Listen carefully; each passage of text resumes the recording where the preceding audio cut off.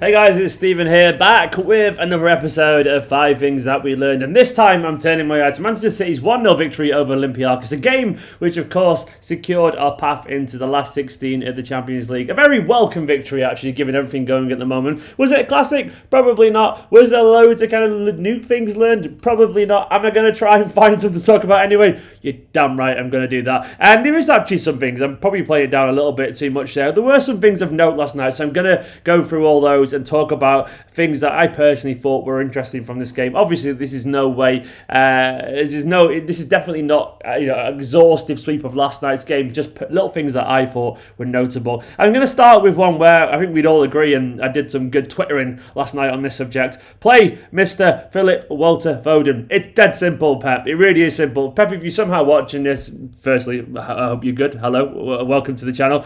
And secondly, if you're watching it, play Phil Foden. God damn it, play him. It's dead simple. Phil Foden last night once again showed just how good he is a player. Honestly, those days of Phil Foden being this naive, young, raw kid when he doesn't know what to do, they are long since past. This guy's probably one of our best players now. He's quickly elevated through the ranks, and if he's not one of our best players, he's certainly one of our most in-form players at the moment. He's reliable to me. I know he can occasionally give the ball away a little bit sloppily, but the thing about Phil Foden playing is that there's an energy and a spark to his game that it's really hard to in general currently muster from this team. I love having a player in the side that actually wants to make things happen and does things with pace and energy, and is obviously and quite consistently and clearly a goal threat, and that's Phil Foden. The guy scores goals, he creates goals.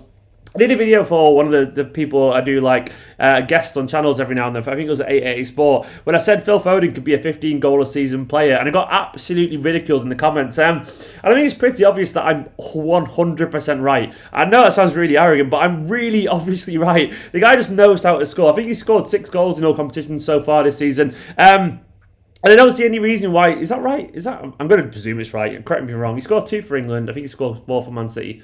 I need to double check that now. I'm pretty certain he has scored 6 goals. Hang on. Of course it was right. It definitely was right. So that's 6 goals in all competitions so far this season, and I don't see any reason why he won't score another 9 to get up to 15 to 20 goals this season. Just play him, man. I mean, for me, he's in form. He's energetic.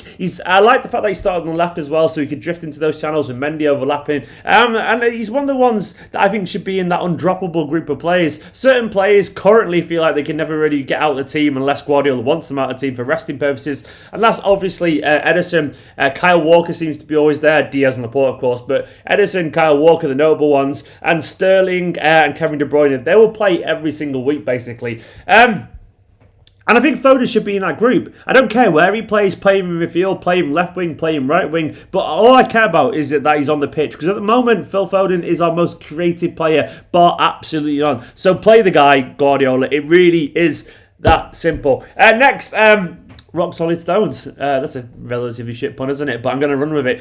John Stones was pretty decent last night, wasn't he? I think we've all wanted to see the best of John Stones for a while now, because he's been consistently underwhelming. I do like John Stones on his day, and he seems a likeable lad and all that kind of thing. But the problem with Stones is he always feels like he's just kind of he never feels reliable. He feels like he could change at any single moment, then let you down with a slip or a mistake, or be unreliable through his injury and not be there fully, which is not always his fault, admittedly, because injuries are unfortunate, but you don't get a sense that Stones is reliable or rock solid all the time. And last night we saw, as well as other games so far this season, we saw a solid John Stones. Now, admittedly, he didn't have absolutely loads to do. He didn't, because obviously Olympiacos were a little bit toothless up front, given all their injuries recently. But what I was really impressed with Stones is that he did everything with an assuredness and maturity to his game that has often been lacking. And there was even some signs last night of him actually stepping up and looking a bit more confident. There was one particular moment in the second half when he ran the ball down the wing and passed a couple of players and played a lovely little pass. I was like, wow, that's a John Stones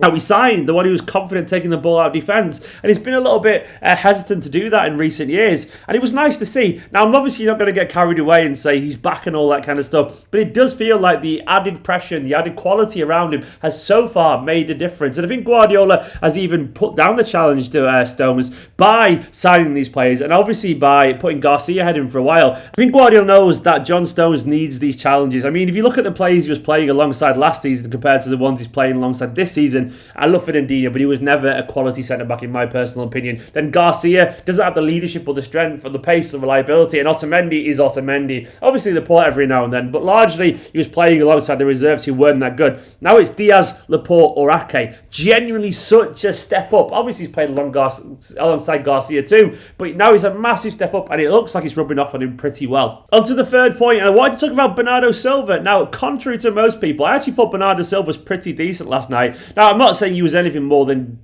fine or decent, at best, but there were some signs last night of the old Bernardo Silva, which shows it is still in there somewhere. And I'm talking notably, like Stones actually, about a run in the second half. There's one moment where he got the ball and he ran about 30-40 yards, jinking past two players and played a lovely little through ball to Mendy on the left channel. And when I saw that, I was so delighted to see that Bernardo Silva in some shape or form still does exist. The Bernardo Silva that we fell in love with is still in there. We just have to find a way to unlock it. That little run gave me a little bit of confidence and a little bit of hope that this guy isn't gone, that he isn't lost to us, that the 18-19 season can be kind of pulled out of Bernardo in some way. Will it stay permanently? I don't know. But there were a couple of signs as well. There was that didn't make any sense. There were another couple of signs as well that made me feel a little bit hopeful about Bernardo. There's a couple of times when he actually got past the forwards and got some shots on goal. Okay, he did kind of like nervously fluff them a little bit, but it was nice to see Bernardo actually involved in attacking movements and actually getting shots away and actually beating a person once or twice,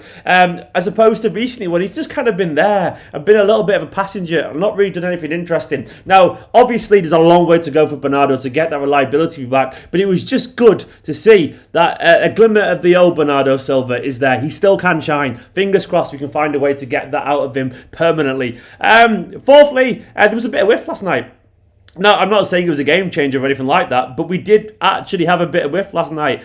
Sterling started on the right, Foden started on the left, Mendy on the left, Cancelo on the right, and I actually do think it kind of slightly coincided with City creating more chances than recently anyway. Now, I'm not saying this was scintillating football and then we was like City back to the Sane, Sterling, Silva, De Bruyne best. It just wasn't. Obviously, we know it wasn't, but it felt more like Manchester City of last season where we created chances and wasted them, as opposed to Manchester City of this season where we don't create chances, and when we do get them, we still waste them anyway. And last night, I do genuinely believe the whip was a big part of that, because he creates spaces in those pockets. You had Mendy really wide on the left, naturally creating a bit of space for Phil Foden to play those 1-2s with Gabriel Jesus and players around him, which of course made chances for Manchester City. And you had Cancelo or Sterling drifting over on the right, though I didn't think Sterling was that effective when he came in the middle personally. But the point is, we had players out wide on the right as well. It could have been a little bit wide on the right, if I'm being honest, for me, but there were signs of whiff last night, and we need to make sure we keep that up in some way, shape or form, because it is useful. You can't have every single player wanting to come in, because it compacts the midfield, and when you do create a bit of width and stretch the pitch and make it feel bigger, it gives space for the likes of Phil Foden and a lot to try these little flicks.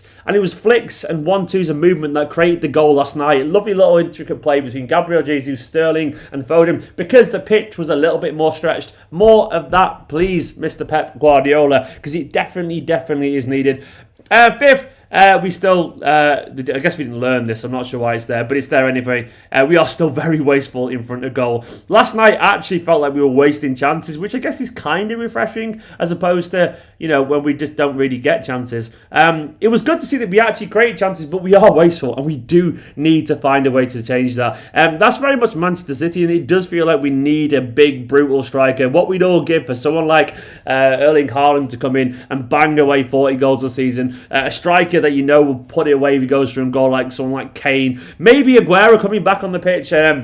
And it was nice to see him last night. Maybe if he finds some sharpness, we will start to bang some of these away. But at the moment, it only really feels like someone like Foden's going to score. Torres seems like a good finish. He didn't really get on, unfortunately. But it does feel like we're going to waste chances and continue to waste chances. And that is going to be a problem. We are going to continue to drop points here and there if we don't take some of these chances. But I still think largely there were some positives from last night and some lessons to be learned. Of course, the wastefulness is a negative and it has to be addressed somehow. And I'm sure we'll keep working on it.